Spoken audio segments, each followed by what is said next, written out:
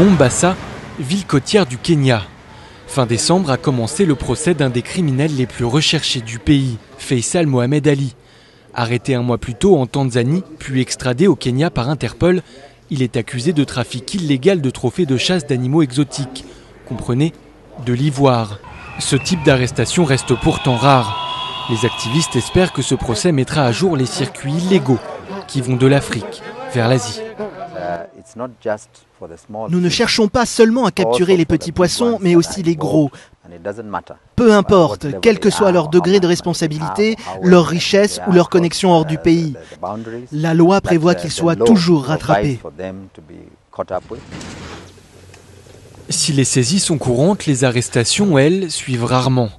Sur ces 5 dernières années, une étude montre qu'au Kenya, seulement 7% des personnes condamnées pour infraction sur des éléphants ou des rhinocéros sont ensuite emprisonnées.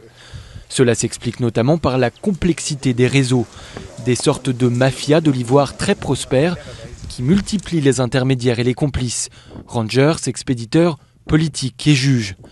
Interpol et un programme environnemental de l'ONU révèlent que chaque année, ce trafic rapporte 188 millions de dollars. À force, c'est l'espèce tout entière des éléphants d'Afrique qui est en voie d'extinction. Cela peut sembler fou, mais c'est bien une guerre. On parle de crimes organisés à une échelle mondiale, c'est hors de contrôle. La route du trafic d'ivoire est bien connue. Des réserves naturelles d'Afrique de l'Est et du Centre, elle passe par les ports du Kenya et de Tanzanie en direction de l'Asie. Sur le marché, le kilo se négocie ensuite 2000 $. Les arrestations sont rares et les amendes faibles, les freins au trafic sont quasi nuls.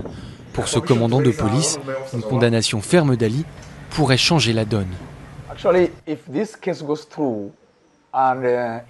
Si cette affaire est menée à son terme et qu'il est mis face à la loi, ce sera un exemple dissuasif, un plus pour le travail de la police et pour tout le système judiciaire au Kenya. C'est donc bien le pays tout entier qui est jugé lors de ce procès. Le Kenya doit prouver qu'il est capable de protéger ses parcs naturels et la vie sauvage qu'ils abritent. En Afrique, ce sont 25 000 éléphants qui sont tués illégalement chaque année.